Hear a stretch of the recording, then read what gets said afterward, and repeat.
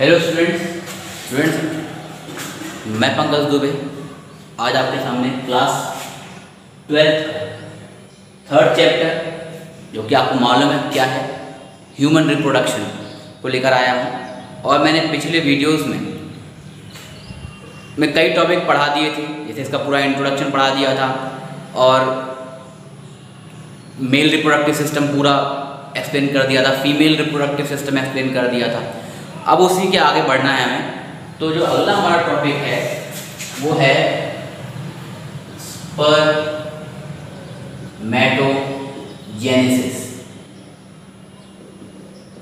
क्या टॉपिक है? स्पर्मेटोजेनेसिस। लेकिन स्पर्मेटोजेनेसिस को समझाने से पहले, इस पे हम बात करने से पहले कुछ और चीज़ों को हम बात कर लें।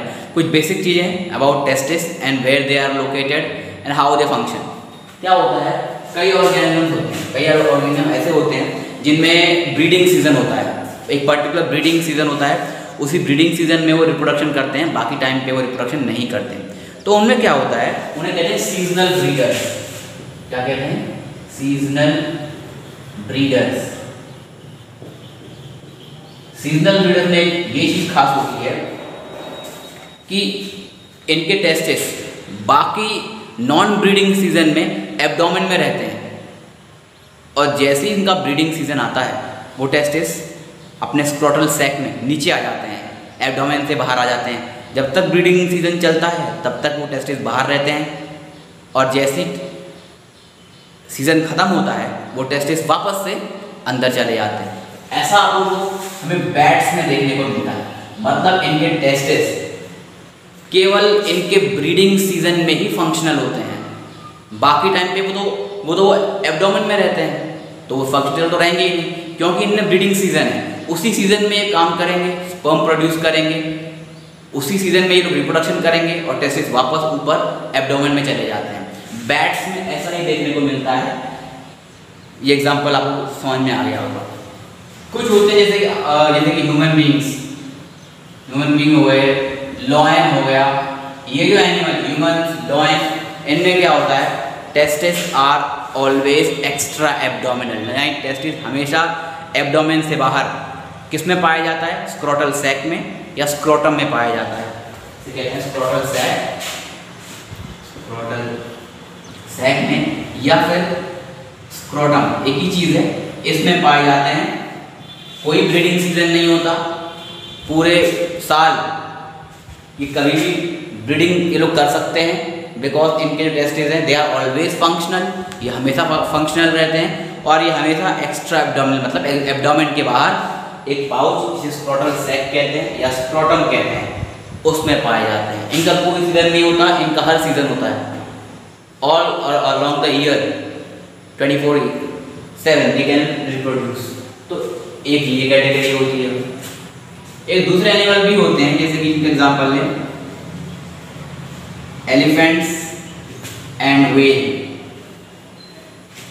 There testis are always intra abdominal. इनके जो टेस्टिस होते हैं ये पूरे टाइम हमेशा ही एब्डोमेन में ही रहते हैं। बात समझ में आ रही है? पूरे टाइम इनके एब्डोमेन में ही रहते हैं। अब एब्डोमेन में ही रहते हैं इनके, तो इनका एग्जाम्पल है एलिफेंट एंड व्हेल। तो मैंने देखा इसमें क्या बताया था, सीजनल ब्रीडर्स में एक सीजन में टेस्टिस नीचे आते हैं, स्क्रोटल सैक में रिप्रोडक्शन होता है और फिर वापस ऊपर चले जाते हैं। इस केसेस में ये वाला जो केस था ह्यूमन बीइंग्स का, इसमें क्या था, इसमें क्या देखा हमने, इसमें देखा टेस्टिस हमेशा ही स्क्रोटल सैक में ही रहते हैं, मतलब एक्स्ट्रा एब्डोमिनल रहते हैं, कभी ऊपर नहीं जाते। तीसरा केस क्या था, एलिफेंट्स एंड व्हेल्स का। इसमें इंट्रा एब्डोमिनल रहते हैं, यानी टेस्टिस हमेशा ही एब्डोमेन के अंदर पाए जाते हैं। बात समझ में आ गई आपको? तो ये अब मैं बात कर रहा हूँ स्पर्मेटोजेनेसिस की। तो स्पर्मेटोजेनेसिस है, इसमें सबसे पहले जो हमें देखना है, जो चीज़ है वो हमें देखनी पड़ेगी स्पर्मियोजेनेसिस। क्या होता है, जब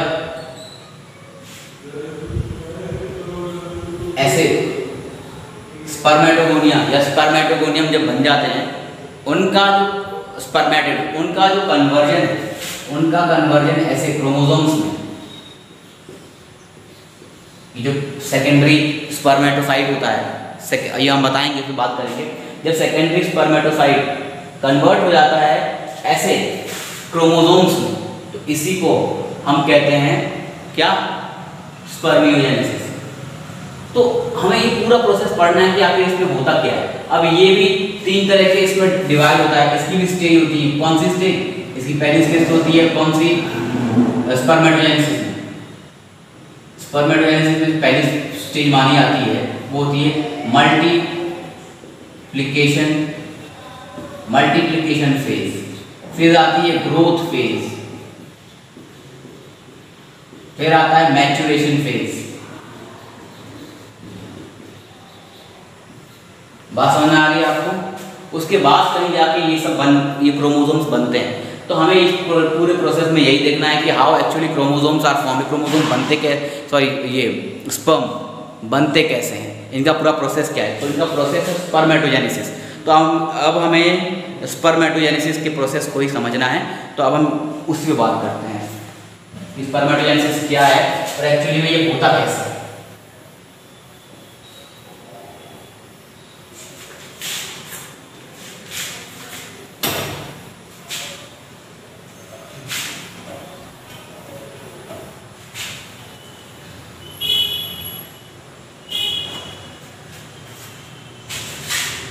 हम देख रहे हैं स्पर्मेटोजेनेसिस होता क्या है। आपको मैंने पिछले इसी की वीडियो में बताया था सबसे पहले, कुछ जर्म सेल्स होती हैं, सर्टोली सेल्स। तो जर्म सेल्स हैं वो कहाँ मिलती हैं, सेमेनिफेरस ट्यूब्यूल्स में। कहाँ पाई जाती हैं ये, सेमेनिफेरस ट्यूब्यूल्स में। तो सेमेनिफेरस ट्यूब्यूल्स में जब ये मिलती हैं तो मैं यहाँ ऐसे बना दूँ कि ये है वो जर्माइनल एपिथीलियम। कौन सा एपिथीलियम है, जर्माइनल एपिथीलियम, इसे कहते हैं जर्मिनल एपिथीलियम। तो अब जर्मिनल एपिथीलियम में मान लो कोई भी सेल है जो अब आगे डिवाइड करेंगे, तो क्या होता है, उनसे बनती है तो पहले इस तरीके का डिप्लॉइड सेल बन जाती है। माइटोसिस होता है, मान लो कि इन सब में होता है, सभी सेल्स में होता है। ये पूरी क्या है, लेयर ऑफ जर्माइनल एपिथीलियम, क्या कहते हैं उसको, जर्माइनल एपिथीलियम की लेयर है। अब इससे क्या हुए, ये क्या बन गए, स्पर्मेटोगोनिया। उसमें डिवीजन हुआ, ये बन गया स्पर्मेटोगोनिया। माइटोसिस हुआ इसमें, एक्चुअली में माइटोटिक डिवीजन हुआ।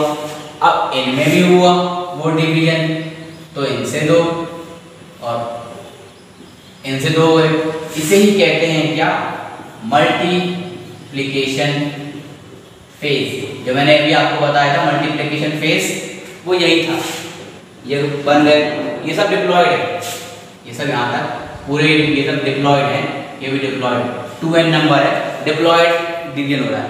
अब क्या होता है, इसमें से हाफ ऑफ जो होते हैं वो कन्वर्ट हो जाती है क्या, स्टेम सेल में, स्टेम सेल्स में कन्वर्ट हो जाते हैं। मतलब ये भी स्पर्मेटोगोनिया है, ये वाले ये जो दो बने हैं ये भी स्पर्मेटोगोनिया, ये भी स्पर्मेटोगोनिया, ये सब स्पर्मेटोगोनिया। लेकिन जो हाफ ऑफ द स्पर्मेटोगोनिया जो होते हैं, अब यहाँ पे 4 है, 1 2 3 4, ये कन्वर्ट हो जाएंगे स्टेम सेल्स में। स्टेम सेल्स क्या है, स्टेम सेल कुछ नहीं है, बस स्टेम सेल लगातार और डिवाइड कर करके और स्पर्मेटोगोनिया बनाती रहती है।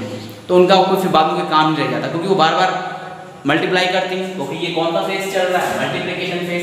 तो ये बार बार क्या करती हैं, और से और वो बनाती हैं क्या, स्पर्मेटोगोनिया। तो हमें उनसे ज़्यादा मतलब ये, हमें इनसे मतलब है ये, क्योंकि आगे के फेज में जाती हैं। ये वाली जो सेल दिख रही है आपको, ये आगे के फेज में जाती हैं। तो मान लो मैंने इस सेल को ले लिया, तो अभी थोड़ा एनलार्ज हो जाती है, थोड़ा बड़ी जाती है, न्यूट्रिटिव मटेरियल गेन करके थोड़ा इसका साइज बड़ा हो जाता है। और इसी बड़े होने वाले साइज को हम कहते हैं क्या, ग्रोथ फेज। देखा आपने कि ग्रोथ हो गई, साइज छोटा था साइज बड़ा हो गया, तो एक ग्रोथ फेज आ गई। अब क्या होगा इसमें, अब इनमें डिवीजन होगा धीरे धीरे करके। लेकिन अब जो इसमें डिवीजन हुआ है, ये कैसा डिवीजन है, और इससे हम एक और नाम भी देंगे, इसमें हम प्राइमरी स्पर्मेटोसाइट भी बोलते हैं। अब ये यहाँ पर इस तरीके से डिवीजन हुआ, ठीक है, ये था मियोसिस 1। तो मियोसिस 1 कैसा डिवीजन था? Reductional division. तो ये तो डिप्लॉइड था, लेकिन ये जो दो बने ये कैसे हैं? हैप्लॉइड। बात समझ में आ गई आपको? ये कैसे हैं? हैप्लॉइड। अब इनसे अब मियोसिस सेकंड हुआ, मियोसिस कौन सा डिवीजन हुआ? Meiosis second. तो यहाँ पर इस तरीके से बन गया। तो अब इन्हें हम बोलेंगे सेकेंडरी स्पर्मेटोसाइट।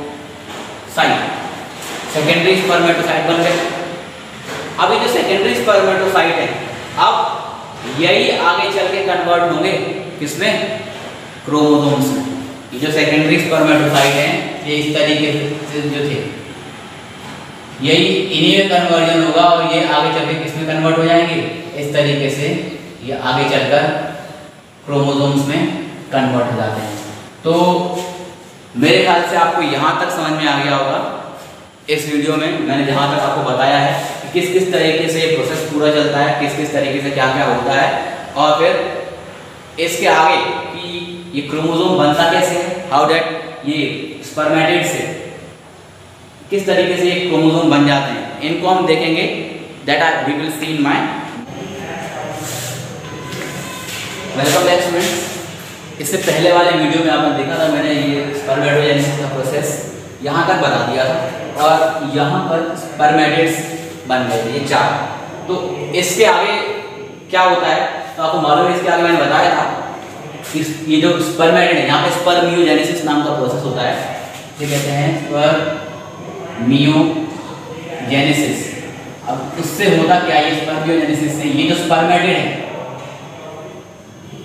स्पर्मेटिड्स, अब ये स्पर्मेटिड ये स्पर्म बन जाएंगे, ये स्पर्म बन जाएंगे, लेकिन इस प्रोसेस को कहते हैं स्पर्मियोजेनेसिस। और इसमें बहुत सारी चीज़ें होती हैं कि ये कैसे ये स्पर्मेटिड जो यहाँ बने थे, जो 4 आपको स्पर्मेटिड्स दिख रहे हैं, ये कैसे स्पर्म बन गए। तो इस प्रोसेस को हम कहते हैं स्पर्मियोजेनेसिस। और इसमें कई चेंजेस होते हैं। तो जो 3-4 चेंजेस होते हैं वो हमें देखने हैं। पहला होता है ऐसे से ऐसे बनने में, condensation of nucleus, condensation of nucleus. और ये कंडेंसेशन कैसे होता है कि जो न्यूक्लियस है ये it loses RNA and acidic proteins. ये जो हमारा न्यूक्लियस है ये स्पर्मेटिड का, ये आरएनए और कुछ एसिडिक प्रोटीन्स को लूज कर देता है। तो बचता क्या है? बचता है DNA which is left, DNA and some basic proteins. ये वो चीजें जो बच जाती हैं। लॉस क्या हुआ था? These are lost, RNA, acidic protein, और इसे कहते हैं कंडेंसेशन ऑफ न्यूक्लियस। न्यूक्लियस छोटा हो जाता है, थोड़ा कंडेंस हो जाता है। दूसरा है टेपरिंग एंड पॉइंटेड न्यूक्लियस। जो न्यूक्लियस है वो थोड़ा टेपरिंग मतलब थोड़ा सा तीखा ऐसा पतला सा हो जाता है और पॉइंटेड हो जाता है न्यूक्लियस, उसका शेप चेंज हो जाता है। तीसरा चीज क्या होता है? ये पूरा जो स्ट्रक्चर है it gets covered with plasma membrane. ये जो पूरा स्ट्रक्चर है किसका? ह्यूमन स्पर्म का। ये स्पर्म का जो पूरा स्ट्रक्चर है ये प्लाज्मा मेम्ब्रेन की लेयर से कवर्ड हो जाता है। साइटोप्लाज्म, अगला जो पॉइंट है, cytoplasm only in tail part, यानी बाकी सभी जगहों से साइटोप्लाज्म जो है वो खत्म हो जाता है। कहाँ बचता है? जाकर थोड़ा बहुत जो साइटोप्लाज्म जो बचता है वो टेल रीजन में जाके बचता है। टेल रीजन क्या? ये आपको देख रहे हैं, स्पर्म की जो टेल है इसी में जाकर थोड़ा सा बहुत साइटोप्लाज्म बच जाता है, बाकी पूरा लॉस हो जाता है, खत्म हो जाता है। अगला है स्पाइरल माइटोकॉन्ड्रिया, यानी इसमें जो माइटोकॉन्ड्रिया पाया जाता है वो स्पाइरल इस शेप में मिलता है। तो ये 5 चीजें हैं जो स्पर्मेटिड में होती हैं और उसके बाद वो ये बनता है, उसके बाद वो स्पर्म बनता है और इस प्रोसेस को हम कहते हैं स्पर्मियोजेनेसिस। आपको ये पूरा समझ में आ गया होगा।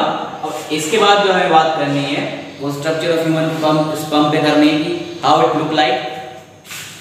पूरा वो देखना है, उसका स्ट्रक्चर समझना है, उसकी लेवलिंग देखनी है, स्ट्रक्चर ऑफ ह्यूमन स्पर्म वो काफ़ी इंपॉर्टेंट है।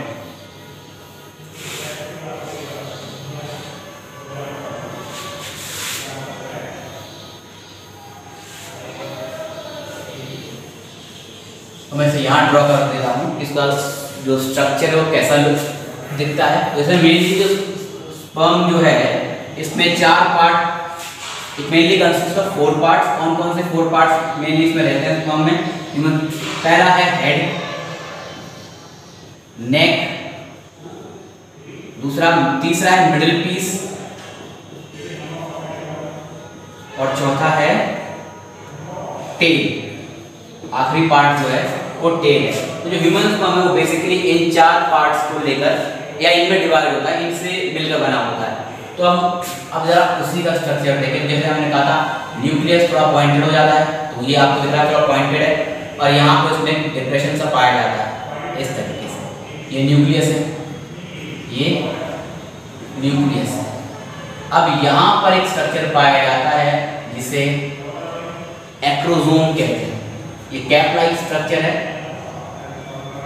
एक्रोसोम, और इसके पास लाइसिन एंजाइम रहता है जो एग की मेम्ब्रेन को डिसॉल्व करके ये अंदर चला जाता है।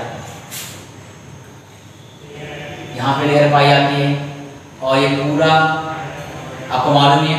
फिर यहाँ पर एक डिप्रेशन पाया जाता है, यही कहलाता है क्या? यही कहलाती है नेक रीजन। नेक रीजन इस तरीके से। यहाँ पे 2 सेंट्रियोल मिलते हैं। ये आगे वाला सेंट्रियोल इसे कहते हैं प्रॉक्सिमल सेंट्रियोल, और ये जाइगोटिक डिवीजन में हेल्प करता है। फर्स्ट जाइगोटिक डिवीजन में ही हेल्प करता है। और दूसरा यहाँ पर जो सेंट्रियोल मिलता है इसे कहते हैं डिस्टल सेंट्रियोल। बात समझ आ गई हो आपको? अब डिस्टल सेंट्रियोल क्या करता है? बहुत सारे एक्सोनीम, बहुत सारे फिलामेंट्स, ऐसे फाइबर्स अराइज करते हैं। यहाँ से बहुत सारे ऐसे फाइबर इस तरीके से निकलते हैं। फिर ये स्ट्रक्चर इस तरीके से आता है पूरा, और इतने रीजन को हम कहते हैं क्या? नेक नहीं, सॉरी, मिडिल पीस। नेक तो ऊपर ही था, इसे हम कहते हैं मिडिल पीस। और फिर ये इस तरीके से जब नीचे चला जाता है तो इस स्ट्रक्चर को हम कहते हैं टेल रीजन। तो यहाँ पे हमने देखा ये फिलामेंट थे जिन्हें हम एक्सोनीम कहते हैं। एक्सोनीम, यहाँ पर ये 2 सेंट्रियोल थे। अब यहीं पर इस तरीके से स्पाइरल ये रहता है स्पाइरल माइटोकॉन्ड्रिया। और माइटोकॉन्ड्रिया का काम मालूम ही है, वर्क क्या है? एनर्जी देना, so that it can swim. तो ये न्यूक्लियस था। न्यूक्लियस देखो आप, जैसा बताया गया था कि वो टेपिंग मतलब पॉइंटेड हो जाता है। पॉइंटेड स्ट्रक्चर इसको दिख ही रहा है, यहाँ डिप्रेशन दिख रहा है उसमें, तो यहाँ पर सेंट्रियोल और यहाँ पर भी सेंट्रियोल। ये आगे वाला सेंट्रियोल प्रॉक्सिमल है, पीछे वाला डिस्टल है। ये जाइगोटिक डिवीजन में हेल्प करता है प्रॉक्सिमल वाला। डिस्टल वाला किस में काम करता है? जाइगोटिक डिवीजन में काम करता है। इससे बहुत सारे फाइबर्स इस तरीके से फिलामेंट अराइज करते हैं और ये नीचे तक जाते हैं पूरे। इन्हें हम एक्सोनीम कहते हैं। यहीं पर ये घुमावदार ये स्पाइरल माइटोकॉन्ड्रिया मिलता है। इसका काम करना है क्या है? पूरे स्पर्म को एनर्जी देना, ताकि वो एनर्जाइज रहे, एनर्जी उसमें मिल रहे और वो स्विम करके वहाँ तक आगे तक पहुँच सके। और फिर ये उसकी टेल रीजन आ जाती है। इस तरीके से ये एंड अप होता है। अब इसकी स्पर्म की जो लाइफ है वो तो काफ़ी लंबी रहती है, बट इसकी जो वायबिलिटी है, मतलब इसकी जो फर्टिलाइजिंग पावर है, power of to fertilize the egg, वो 24 आवर्स होती है, 24 घंटे। बाकी तो वो जिंदा रहता है, बट उसकी फर्टिलिटी खत्म हो जाती है। उसकी फर्टिलिटी मेनली 24 आवर्स तक। फर्टिलिटी का मतलब है दैट ये कब तक एग को फर्टिलाइज कर सकता है, वो ड्यूरेशन क्या है? तो वो ड्यूरेशन 24 आवर्स का है, जब तक ये एग को फर्टिलाइज कर सकता है। उसके बाद ये जिंदा तो रहेगा, लेकिन ये फर्टिलाइज नहीं कर पाएगा। तो ये थोड़ा उसके बेसिक स्ट्रक्चर के बारे में था। अब आपको मालूम है कि ये हैप्लॉइड होता है, जो ह्यूमन स्पर्म होता है ये हैप्लॉइड होता है, और जो फीमेल का जो एग होता है ये भी हैप्लॉइड होता है।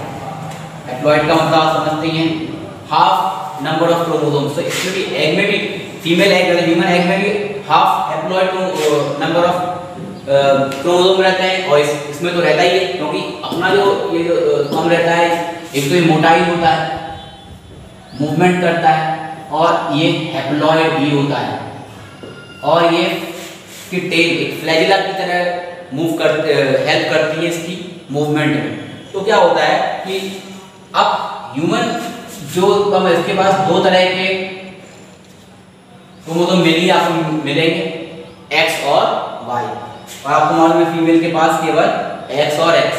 अब क्या होता है, अगर मेल की तरफ से अगर एक्स कंटेनिंग क्रोमोसोम, ये क्रोमोसोम है, मतलब ये समझ लो कि ये स्पर्म है जो कि एक्स कंटेनिंग है, और यहाँ से फीमेल की तरफ से भी एक्स कंटेनिंग अगर आया, फीमेल से तो एक्स कंटेनिंग ही आएगा, because female only contains this x x chromosome. तो इसका जो फ्यूजन होगा x x, it will result in a formation of female child और गर्ल चाइल्ड। और अगर इधर से मेल की तरफ से अगर वाई कंटेनिंग स्पर्म आता है और वो एक्स कंटेनिंग फीमेल क्रोमोसोम से फ्यूज होता है, then it will result in a male child formation. ये हम आगे जेनेटिक्स वाले चैप्टर में सेक्स डिटर्मिनेशन जो पूरा टॉपिक है उसको पूरा हम डिटेल में पढ़ेंगे, तो उसको हम वहाँ पर देखेंगे। ये जो मैंने अभी आपको बताया, यहाँ पर तो मैंने आपको बताया था स्पर्मेटेड का स्पर्म में कन्वर्जन जिसे कहते हैं स्पर्मियोजेनेसिस, और ये है स्ट्रक्चर जो मैंने बताया, स्ट्रक्चर ऑफ ह्यूमन स्पर्म, ये उसका स्ट्रक्चर था। तो ये पूरा कंप्लीट डायग्राम था कि इस तरीके से होगा, और हम पूरे प्रोसेस को, यहाँ तक के पूरे प्रोसेस को हम इसको पूरे बन जाने तक, जब तक स्पर्म बन जाता है, इस पूरे प्रोसेस को ही स्पर्मेटोजेनेसिस कहते हैं। तो ये पूरा स्पर्मेटोजेनेसिस कंप्लीट हो गया है, जो मेल का पार्ट था। इसके बाद हम फॉर्मेशन ऑफ, यहाँ हम oogenesis पढ़ेंगे कि oogenesis में फॉर्मेशन ऑफ एग कैसे होता है, हाउ इट डेवलप्स। जैसे यहाँ पर स्पर्म डेवलप हुआ तो वहाँ पे एग कैसे डेवलप होगा फीमेल में, तो हम फीमेल रिप्रोडक्टिव सिस्टम में वो फॉर्मेशन ऑफ एग जिसे oogenesis प्रोसेस कहते हैं, उस प्रोसेस को देखेंगे। तो आई थिंक ये आपको पूरा समझ में आ गया होगा स्ट्रक्चर ऑफ स्पर्म, और ये पूरा पार्ट की क्या क्या चेंजेस होते हैं, what all changes took place, तो ये आपको समझ में आ गया होगा। अब इसके आगे हम जो पढ़ाएंगे वो नेक्स्ट वीडियो में होगा। Thank you.